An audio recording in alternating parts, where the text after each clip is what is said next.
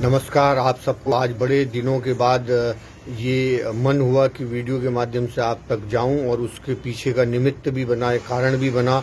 वो ये कि उत्तराखंड में भू कानून लागू हो, जो हमारे लिए हो सकता है आपके मेरे जीवित रहते तक इसका कोई आपको फायदा नजर ना आए, लेकिन देखते ही देखते 2, 4, 5, 10 सालों में आप हम सब लोग ये देख जाएंगे कि हमारी जो आने वाली पीढ़ी है, नई जो जनरेशन है, उसके पास खाली हमारा उत्तराखंड कहने के लिए एक शब्द या एक नाम रह जाएगा। उसकी जमीन जा चुकी होगी। डबल वाले ने कमी ना, कोई कमी नहीं है पैसे वालों की। 1 मिनट में देश खरीद दें, ऐसे लोग हैं हमारे देश में, और ऐसे लोग हैं जो 1 मिनट में उत्तराखंड खरीद लें, और 1 मिनट में किसी नेता या किसी बड़े मुख्यमंत्री या किसी को भी खरीद लें। वो पैसे वालों की कमी नहीं है। बात है अभी अपने आप को जगाने की। हम देश की आज़ादी के वक्त नहीं थे, कोई बात नहीं, लेकिन ये एक भयंकर आज़ादी का समय आ गया जिसमें हमने अपनी मातृभूमि की रक्षा करनी है। ऐसा नहीं कि कोई बाहर का आदमी नहीं आ सकता, सब आ सकते हैं। ठीक वैसे ही जैसे हिमाचल में आदमी जमीन ले सकता है, उन्हीं नियम कानून या उसी तरह के नियमों के तहत उत्तराखंड में भी आदमी जमीन ले, क्यों ना ले, लेना चाहिए। हर आदमी को हक है, वो भारत का कोई भी हो चाहे विदेश का हो, आना चाहिए, आना भी चाहिए, लेकिन ऐसे नहीं आना चाहिए कि वो पूरे पहाड़ के पहाड़ खरीद डाले बड़े लोगों की संगत में मिल करके। ये बहुत भयंकर रूप हमारे लिए होने वाला है उत्तराखंड के लिए। मैंने इससे पहले भी कई बार बोला, आवाज भी उठाई, लोगों ने उसको अप्रिशिएट भी किया। उनके दिल की बात थी, मेरे दिल की बात थी, तो वो आगे तक भी गई। हालांकि इसमें एक आध मेरे जिसमें डीएम नाराज हो गए, एक आध सांसद नाराज हो गए, एक कैबिनेट मंत्री ले नाराज है जो पहली कूच की, हेमंत तुम धरोहर हो ना हमारी उत्तराखंड की धरोहर, वो तो फोन ना उठा रिया।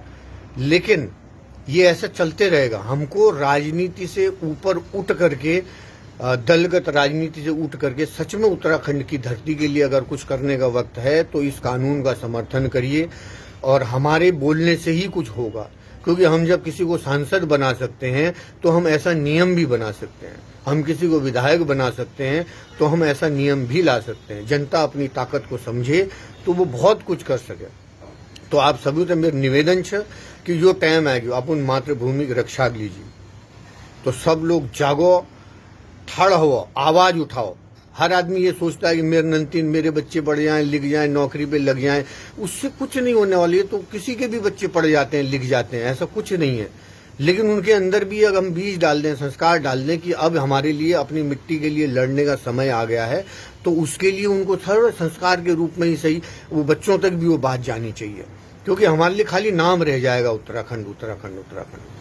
ये बहुत भयंकर लड़ाई है, बहुत बड़े माफियाओं का प्रवेश हो चुका, मैं पहले भी बोल चुका हूं। तो इसको खत्म करने के लिए, इस कानून को लागू करने के लिए अब आम जनता को जागने की जरूरत है। आप सब उनसे मेरे निवेदन है, जो ले छो, जाने छो, जस ले छो, ये बात के सपोर्ट करो ताकि ठुल लोगन तक यो बात जाओ। जनर हाथ में नियम कानून बनाना अधिकार से वो लोग इसको लागू करें, इम्प्लीमेंट हो, तो हमारा राज्य बच जाएगा। हम हैं भारत में, लेकिन आने वाले समय में भयंकर चीज होने वाली है। उत्तराखंड में कुछ ऐसे तत्व घुस रहे हैं जिनसे अभी हमको मजाक लग रही है। कश्मीर जैसी स्थिति आने की संभावना है।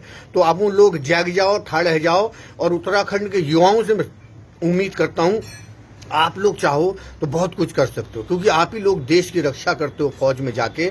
तो जो लोग फौज में नहीं गए हैं उन भाइयों से निवेदन है कि भाई जी जो टाइम है गयो, अब टाइम है गयो, अब इन राक्षसों को, इन माफियाओं को यहाँ से हटाना है और भू कानून लाना है। हमें बाहर का कोई आदमी आए आपत्ति नहीं, क्योंकि जितनी ज्यादा बाहर के लोग आएंगे हमारी संस्कृति को भी फलने फूलने का अवसर मिलेगा, लेकिन माफिया के रूप में नहीं, बल्कि भारत के नागरिक के रूप में वो आए। हम उनका स्वागत करते हैं। आप जाग जाओ, ठाड़ जाओ।